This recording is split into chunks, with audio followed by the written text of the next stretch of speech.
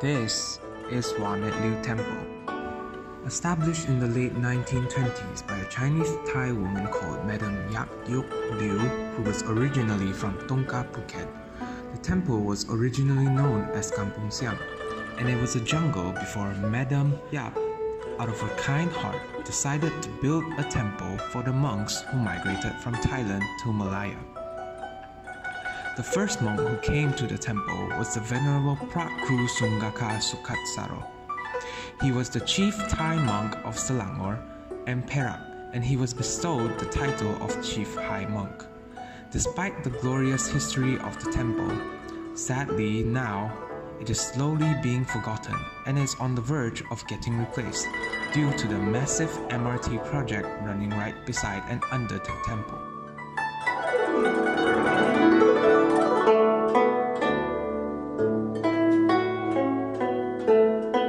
Stepping into the temple, you will first be greeted by this magnificent tree. This is the seedling of the original Bo tea under which the Lord Buddha once rested. It was brought over from India about 20 years ago and was planted by the deputy Sangharaja. The first and foremost statue that can be seen is the Thai Buddha statue that was from the Sukhothai period. Most statues that came from Thailand are made with gold, because Thai people believe that gold is the only color and that is suitable for the Buddha. The Buddha is sitting in the subduing Mara position on a plain base. During this period, statues were made distinctively different from others. This includes big long ears to signify wisdom, the flamed aureole which is on top of the head, whorls of fine curly hair, book's nose, high-shaped brow, downward gaze, and a gentle smiling expression. Here we can see Praprom, which is the Thai representation of the Hindu god Brahma, the god of the manifested world, who is regarded in Thai culture as a deity of good fortune and protection. Brahma here has 4 faces representing 4 Vedas or knowledge coming from 4 directions: north, south, east, and west.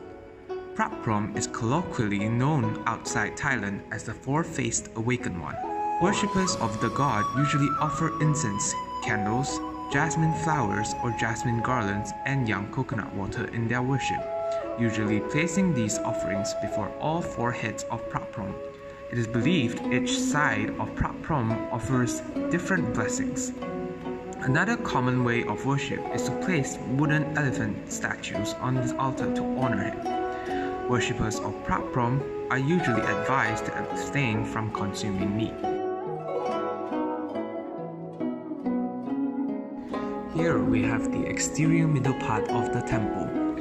Here we can see that this is the living quarters of the monks, also known as kuti in Thai.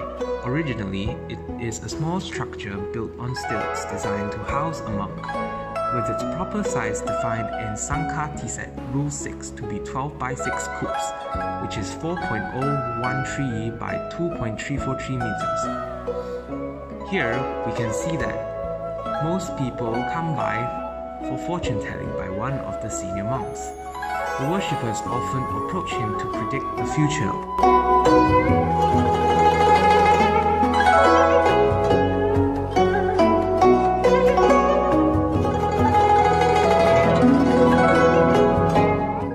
Moving on to the back, the first statue we meet here is the statue of Siddhartha, the founder of Buddhism.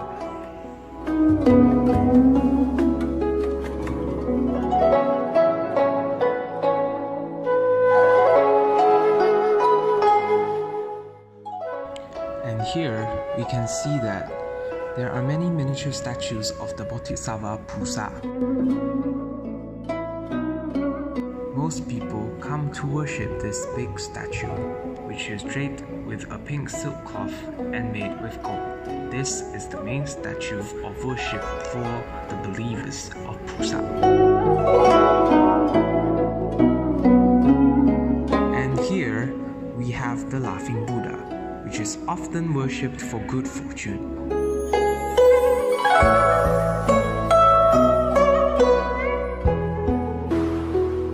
Here we have Tu Di Gong, who is a tutelary deity that looks over the safety of a temple and guardianship.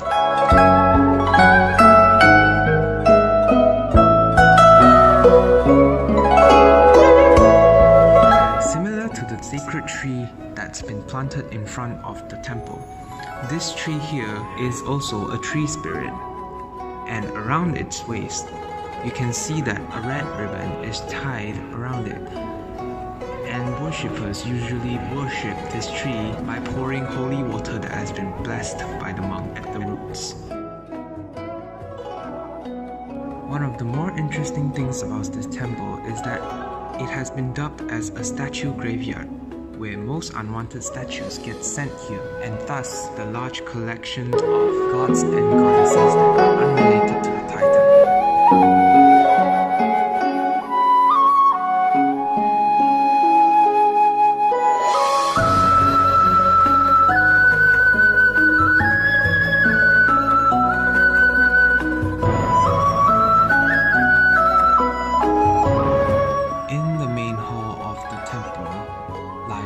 Several statues of previous master monks who have contributed their entire lives to their respective temples. One of the more important monks is the one in gold. His name was Long Po To, and he was born in Singora, Thailand. He was the abbot for his temple Wat Shanghai until his death at the age of 120. For over 300 years, his images and statues were highly esteemed for supernatural powers. The most well-known was when the typhoon hit Thailand in 1963. Those wearing his images were safe. This is the biggest statue on the compound, and it is the image of Buddha, which was consecrated by the Sangha Raja.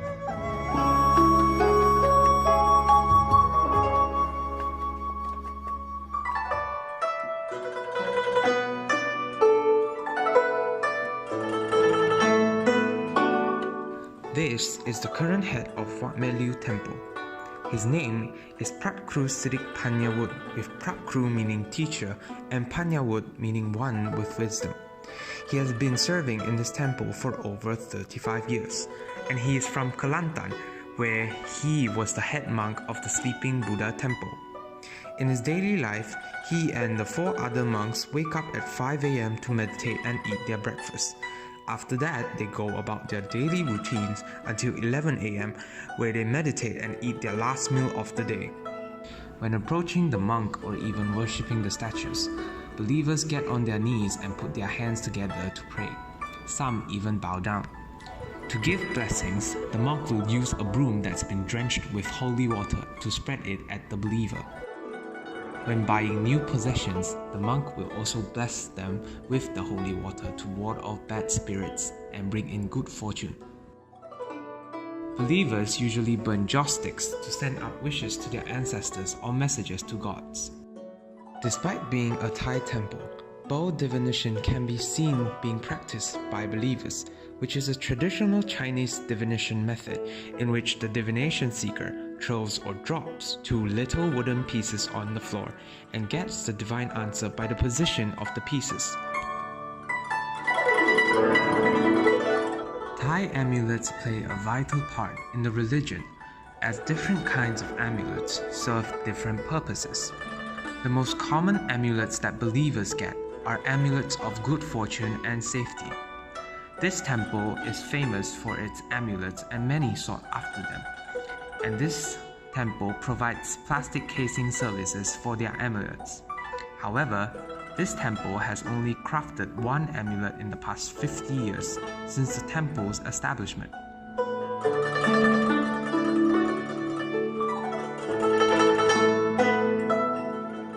Imprinted with the Thai year of 2557 signifies the year that it was made, which was 2014 in the English calendar.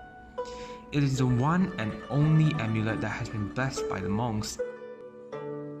Here are some of the texts and booklets that can be found in the temple.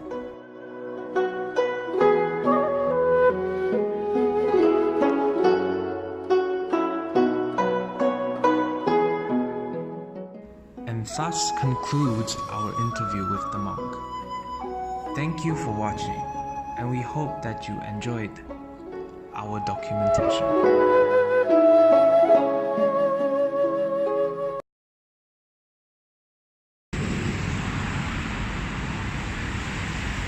We found it, guys! Oh my god!